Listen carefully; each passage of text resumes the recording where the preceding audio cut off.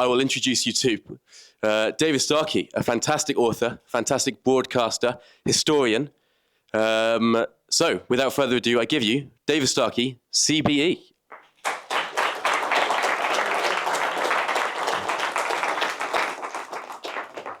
Thank you. As Jonathan's just said, I'm going to be talking on this rather vexed, rather difficult, rather awkward thing called the rule of minorities. Let's begin by teasing out a word that I'm sure many of you will be familiar with. This funny word that's become a central part of the political discourse, of the government, of polite newspapers, most newspapers. I remember the days, the glorious days of the rude Sun. It's become immensely tedious and polite. The polite world of the BBC, the even politer world of Sky and of ITV, in which there's this strange thing called populism. It's a word which is rather like, now, again, we're talking about minorities. I belong to several, including being gay. And when I was a young man, there was a very particular word which was pronounced in a very peculiar fashion with a hyphen between each syllable. It was called homosexual, and it was carefully enunciated to express as much disgust as possible. So it's like populist. You know, it's a disgraceful, shocking term.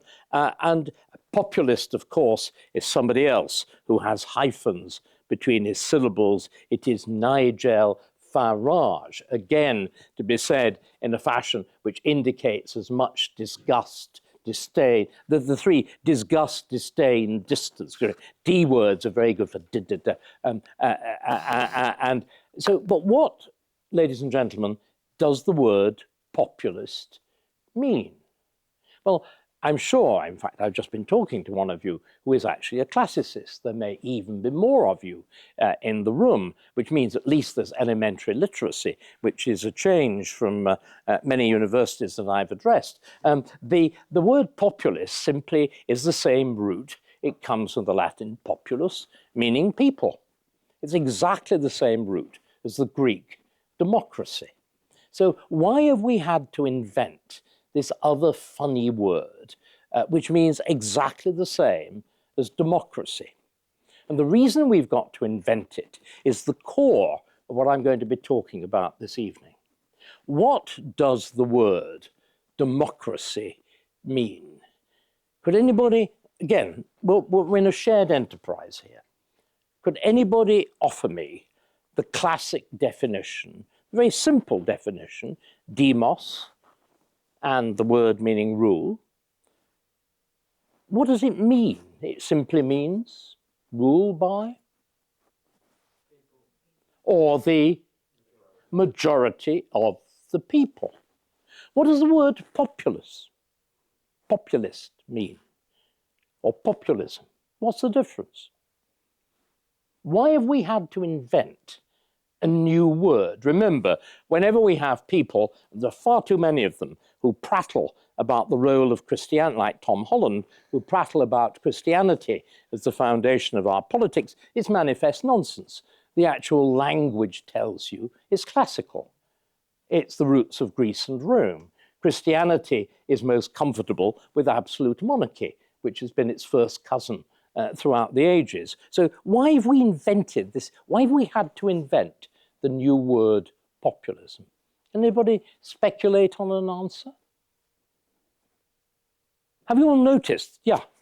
Because in the early modern period, democracy was used kind of as populism is used today as a derogatory term, and then it became more whitewashed, it was perceived better, and then they came up with a new word that served what democracy meant back in the Yeah, well, but right. Clearly, there were many problems with democratic rule, but let's look at where we were. Let's assume, I mean, I'm really an early modern historian, but let's be terribly rash. Let's assume we're in the 19th and 20th century, when at least in theory, democracy is approved of. Broadly speaking, it means exactly what someone said, it means the rule of the majority. And remember, I mean, if we look in Britain, the extraordinary struggle to broaden the franchise, are we all aware the uniqueness of Britain is that we were able, Anglo-Britain, as I think it's better to call it, we were actually able to broaden the franchise without revolution. It is the most extraordinary thing. If you look everywhere else in Europe, you require revolution to broaden the franchise. That is exactly what happens. Here, right from the beginning, right from the, where are we? What were the earliest point? Right from the beginning of the 14th century, the doctrine about Parliament is, why does Parliament bind everybody? I mean, in those days, just as now, people object to paying taxes, as they're going to object to paying taxes even more after the budget. And people will, in those days, said, we don't want to pay this tax in remote corners of the country, like where we are now, or where I was born in the Northwest, or even more so in the Northeast. People would say, we don't want to pay this tax. We're not obliged to, because we weren't actually there when it was voted. And the judges already, by about 1300, yawn, as judges tend to do in those circumstances, and say, everybody is bound by what is decided in Parliament, because everybody, in theory and in practice, they say, is represented in Parliament either as an individual, if you're a nobleman, if you're a bishop, if you're an abbot, or the rest of us by your representative, by your MP. And what happens, the great struggles and the peculiarity of 19th and early 20th century England and Anglo-Britain, is that the struggles which elsewhere tore apart the Ancien regime in order to secure representation for the middle class, representation for the skilled working class, representation for the unskilled working class, and usually at the end, representation for women, here took a radically different form. They did not take a form of the attack on the institution of Parliament. They took the form of a struggle to be represented within it. So the theoretical position of the Middle Ages became the practical position of the post-First World War period. The first time that you have, remember, full democracy in Britain is only 100 years old. We're still at the moment of a genuine experiment. The idea of representative government is nearly 800 years old, but the idea of a government dominated by the majority of the electorate is a relatively new one. So why, bearing in mind that the achievement of majority rule is such a recent thing, why have we had to invent a new word? This is the big question that I'm asking myself. Well, I think there's a very simple answer, and it was offered in various forms back in the 1970s, 80s, and 90s.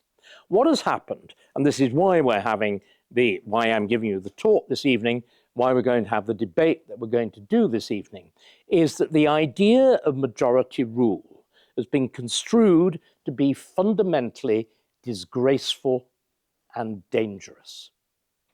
Essentially, democracy has been redefined to mean the protection of minority rights. This is the extraordinary inversion that's taken place, which is why you've had to invent the word populism for people who are frank about saying that a country should be governed by the will of the majority, not the will of minorities. And this is the central question.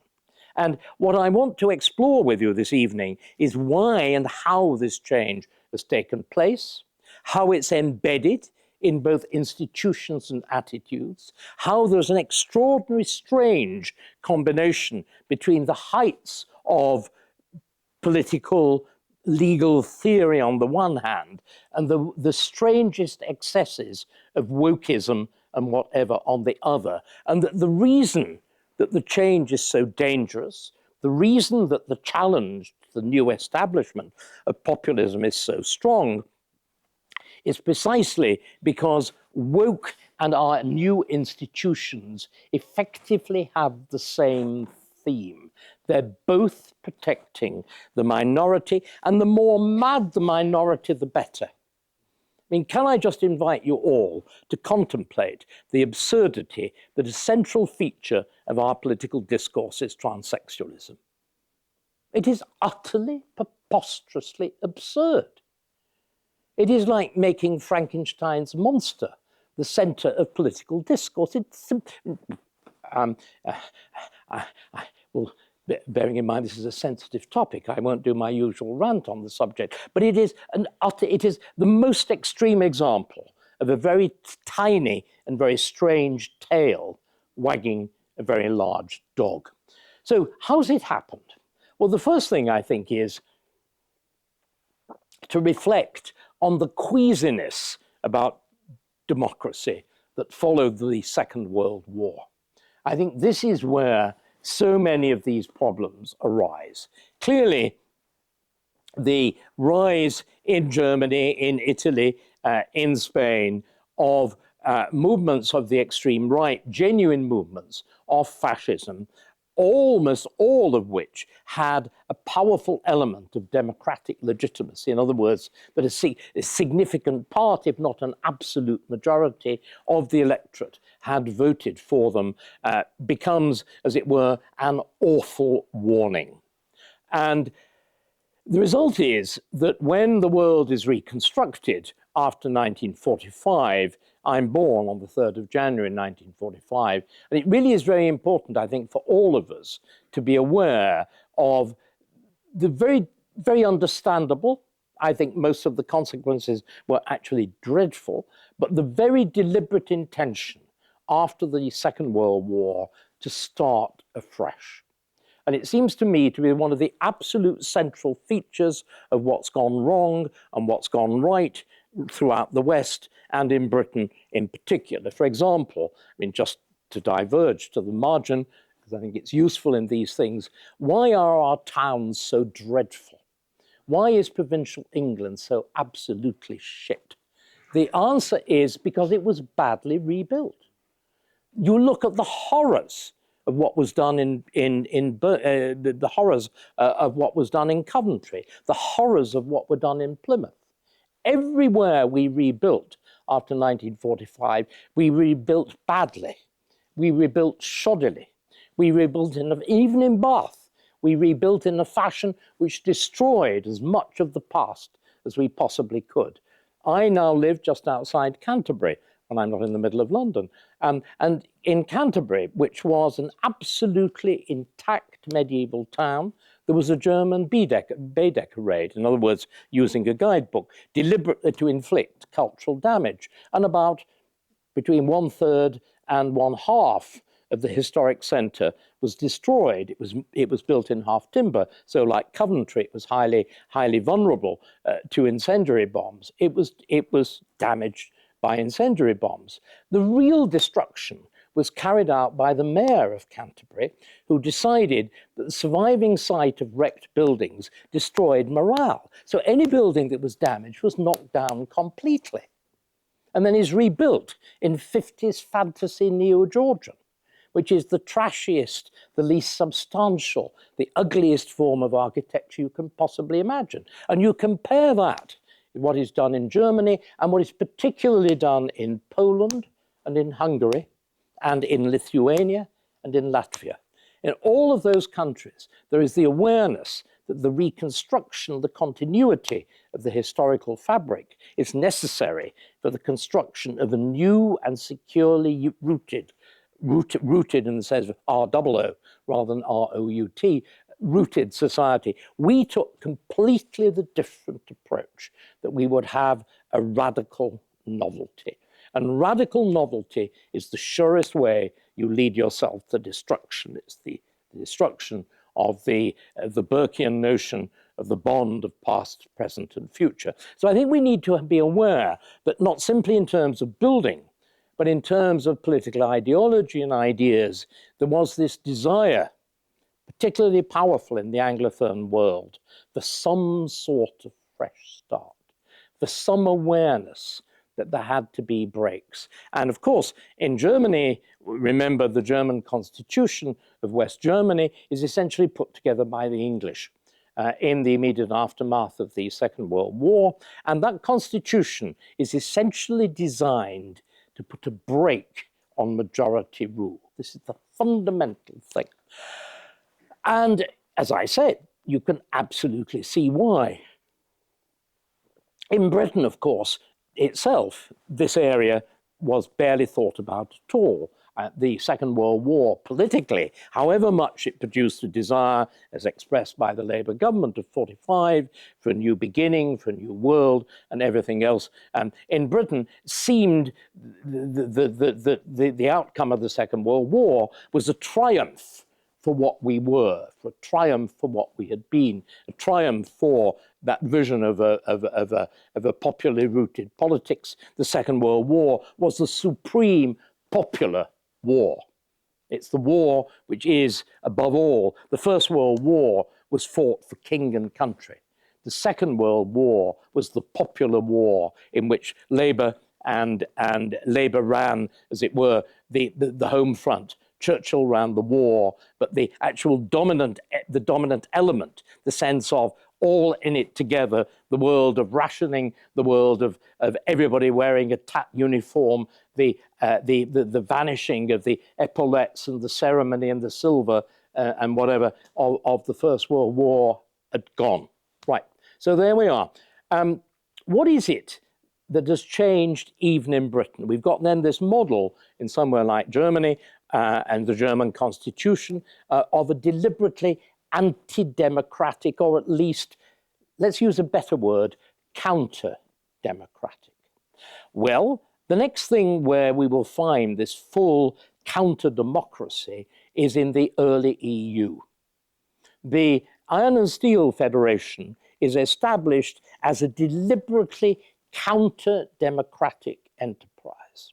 It is kept secret in its early stages. There is a deliberate exclusion, above all, of Britain from the process, despite its role in the liberation of Europe, and so on. So we have then a kind of, I think, a very real tension between the world of, particularly Germany, the world of almost a greater Germany, which is the EU, with, again, the powerful sense that we shouldn't really have a thing called popular rule. If you look at the structure of the EU as the Iron and Steel Federation develops itself into the formalized structure after 1956, and the Treaty of Rome and whatever, you will see very clearly that the European Parliament is designed essentially to be simply as a device for letting off steam. It is not the equivalent of the British Parliament, it's the equivalent of the old French Estates General. And the dominant feature, instead, of the EU is something very different. It is a genuine bureaucracy.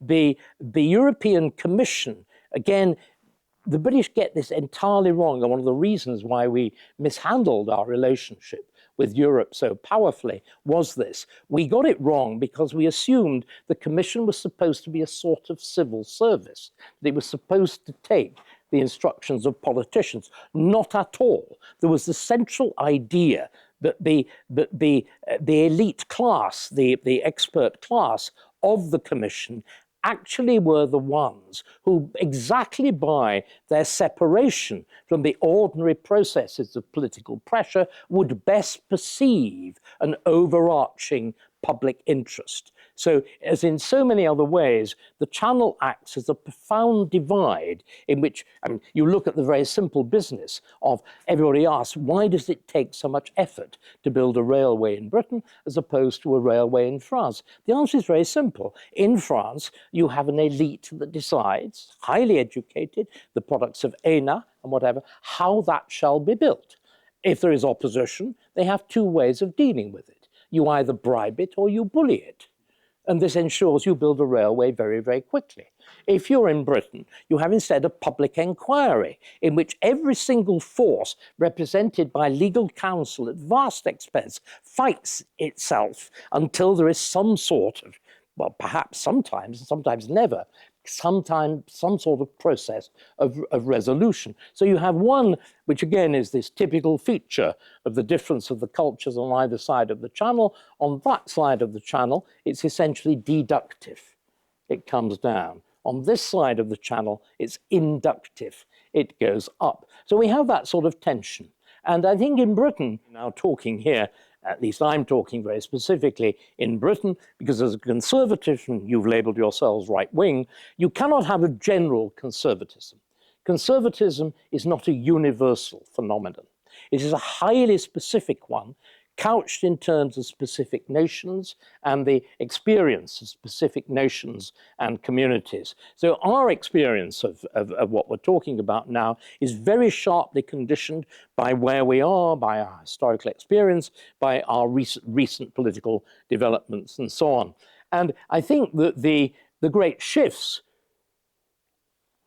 that underpin the need for the word populism, the extraordinary shift in the meaning of democracy, essentially take place here in the 1990s with the election of the new Labour administration, Blair's administration of 1997.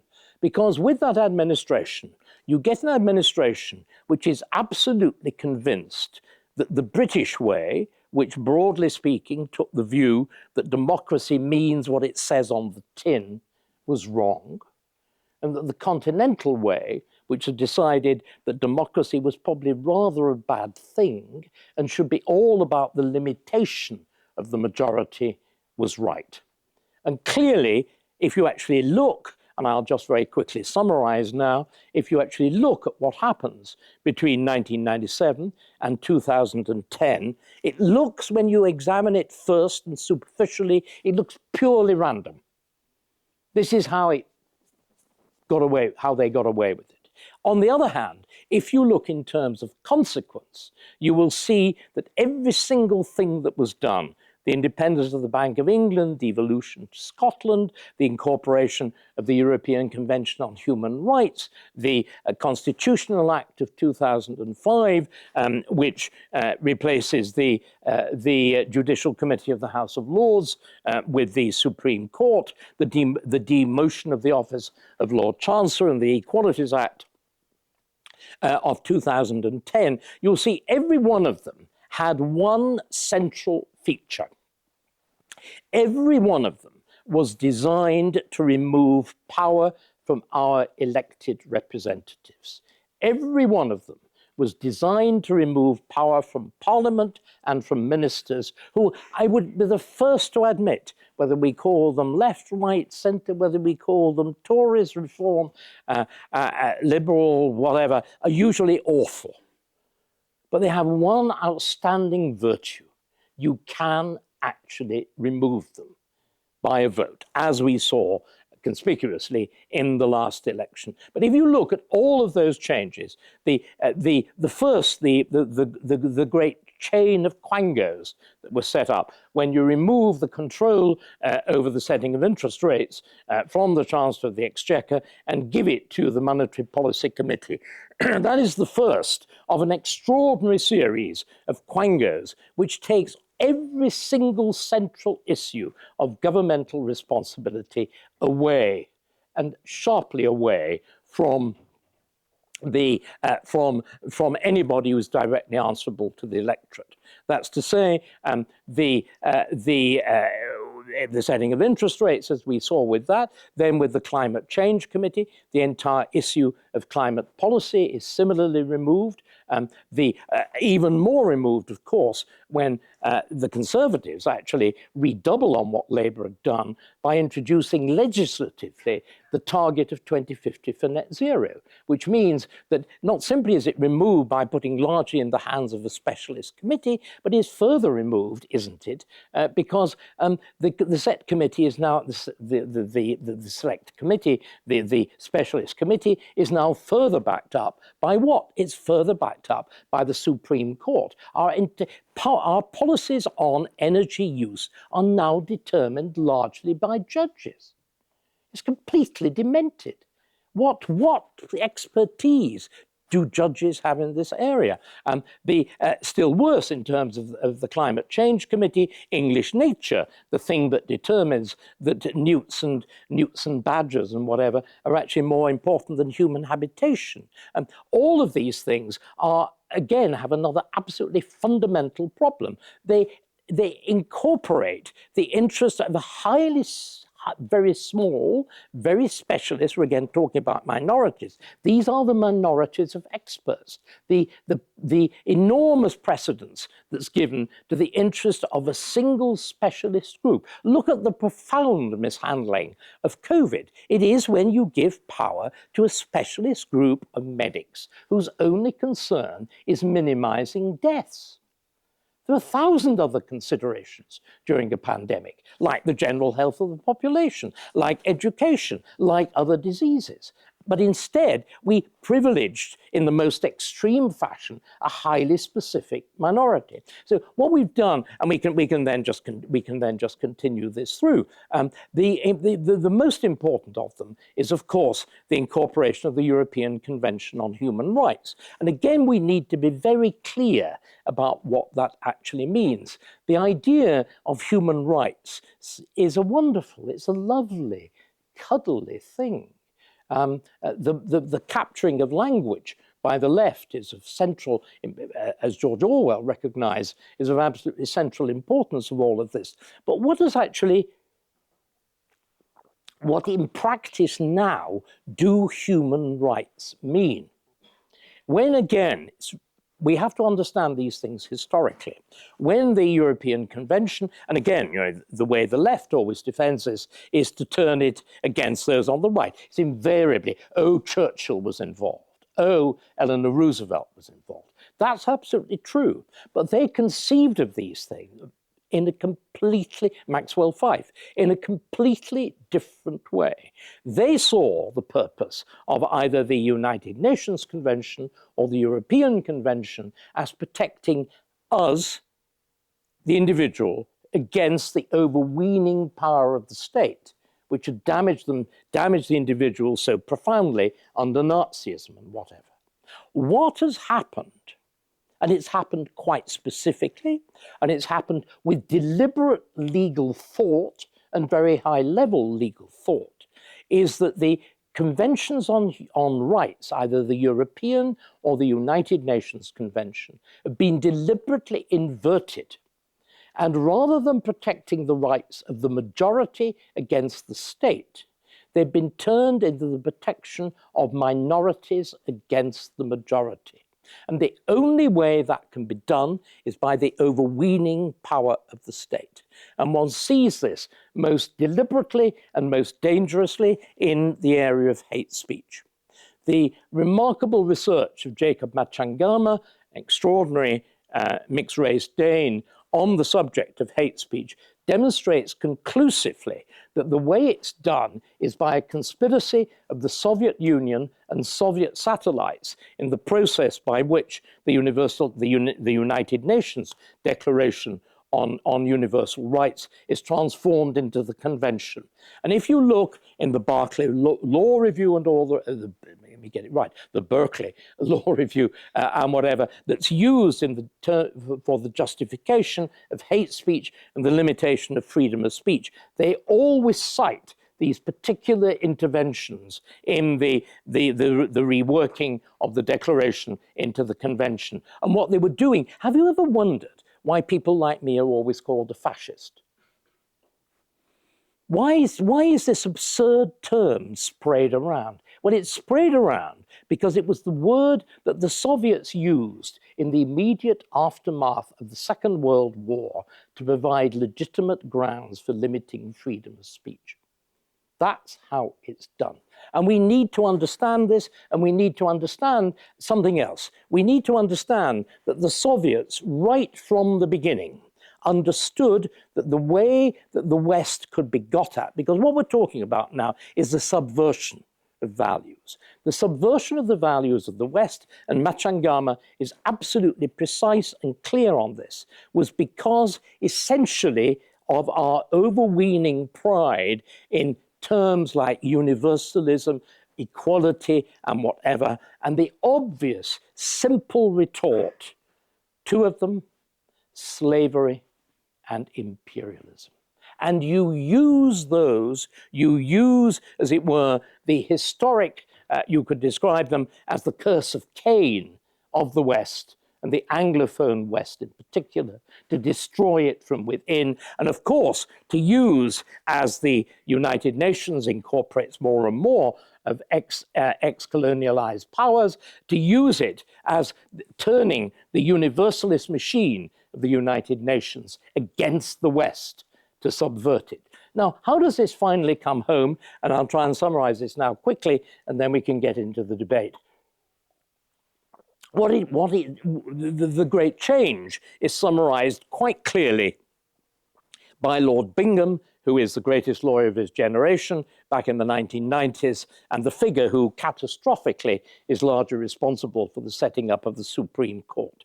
And Bingham says this is the man who is central to the incorporation of the European Convention into English law, the setting up of the Supreme Court, the entire development of our law from this point. He says fundamentally the changes are, if not anti-democratic, counter-democratic, because the essential purpose is to limit the impact of majorities on minorities.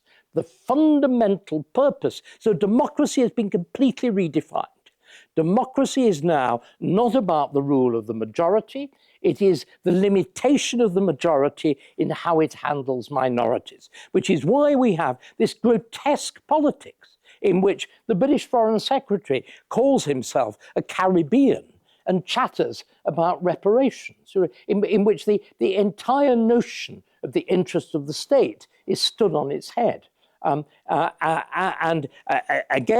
at a summit in which the Labour government is desperately keen to drum up economic intervention, economic support and investment from international business. And you have this extraordinary red-haired creature who looks as though she's actually a member of your SU executive, but is actually our Secretary for State for Transport, denouncing P&O. Okay, they were shit employers. Let us become quite frank. But then so many successful business people are. And if you want them, you've got to do deals with them. And but the priority becomes the protection. And by the way, hardly any of those people on P&O ships, we all do realize this, don't we? Hardly any of them were British. This is why they could be treated as they were. They were Filipinos or whatever. They were a minority class, which again, in this doctrine, is to be protected. Now, I am not denying the need for protection. What I am denying is the need in which every notion of broad popular agreement to law, every notion of the responsibility of the government to the broad electorate is set aside in favor of these, what in most ways are very small, very localized groups. So you get, I think, a fundamental perversion of the political process. And this is what I think we should all be utterly fundamentally concerned about. So what we've got in Britain, as elsewhere in the West, we have actually got, most radically in the Anglophone West, it affects Roman law countries, it affects continental countries much less than we do. It is a particular disease of the Anglophone world, but we've got a world in which values have been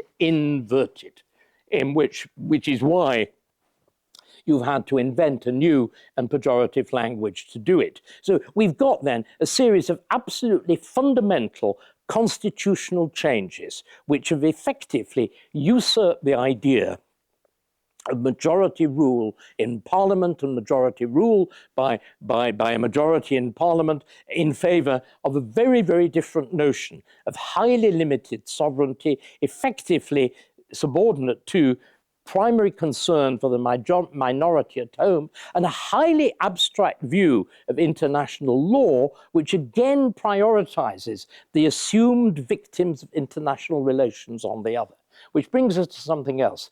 All of this I've been talking about, is highly legalistic, right? It's how basic notions of governmental structures have shifted. There's also a coupling of this with what is broadly called woke. Because what woke is about, again, is the inversion of value. And it's very important we understand this.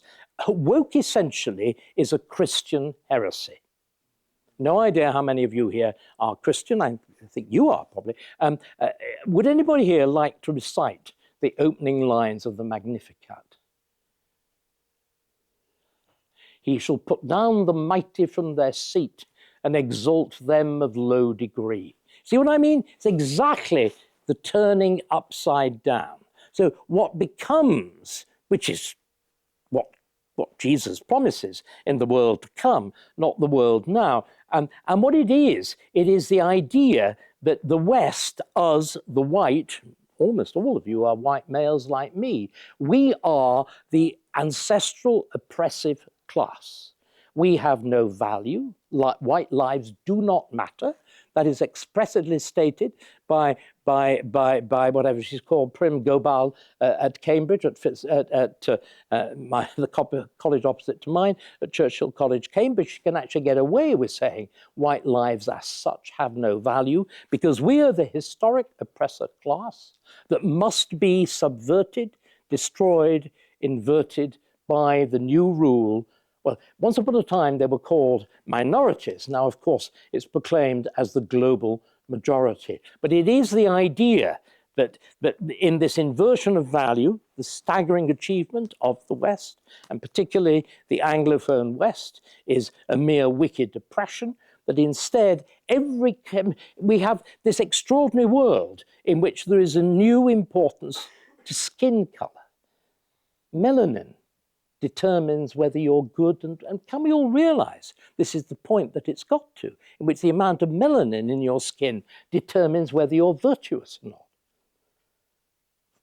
It is simply beyond belief. But can you now see, woke is important because it's supported by a legal structure. The entire legal structure in Britain and America, it developed earlier in America, but in Britain as it developed from the 1990s to 2010, completely untouched and further entrenched by Cameron's Conservative Party that deliberately set itself to incorporate liberals, and further changed by Theresa May, who declared that it was the nasty party and quickly should cease to be so, and so incorporates people like Caroline Noakes, who want the self-recognition for transsexuals and whatever. And we have actually embodied all of the, we've embodied essentially the woke assumptions into law. That is why it is so difficult to do anything about it. And the final point, and this is, I'm borrowing now from Neil Ferguson, the good Neil Ferguson, the historian Neil Ferguson, as opposed to the dreadful Neil Ferguson, the statistician who is responsible for the catastrophic failures, not simply of lockdown over COVID, but also BSE, where he predicted hundreds of thousands of deaths, and there were about 3, and for foot and mouth and whatever. Neil Ferguson, the good Neil Ferguson, describes the situation that we find ourselves in the West, in Britain and America in particular, as effectively late Soviet. And it's really important that we understand this, because this is going into the heart of our present political disaster. What has happened is that this world that I've been talking about, this world of the prioritization of minorities, is the world of the public sector. Completely the world of the public sector, which can be defined as the white-collar classes in public sector employment. That thing that Starmer, who is the absolute embodiment of all of this, as a human rights lawyer, as a former Crown prosecutor, head of the Crown Prosecution Service and so on, and he is the absolute embodiment of this. What we have is a new ruling class because that's exactly what it amounts to.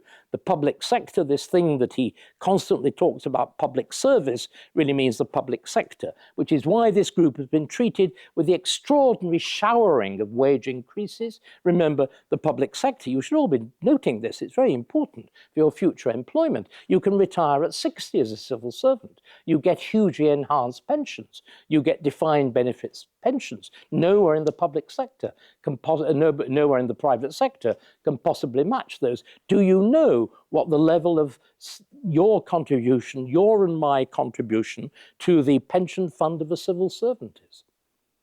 Of a percentage of their salaries. It is 27% of their gross salaries. Do you know what it is in the private sector?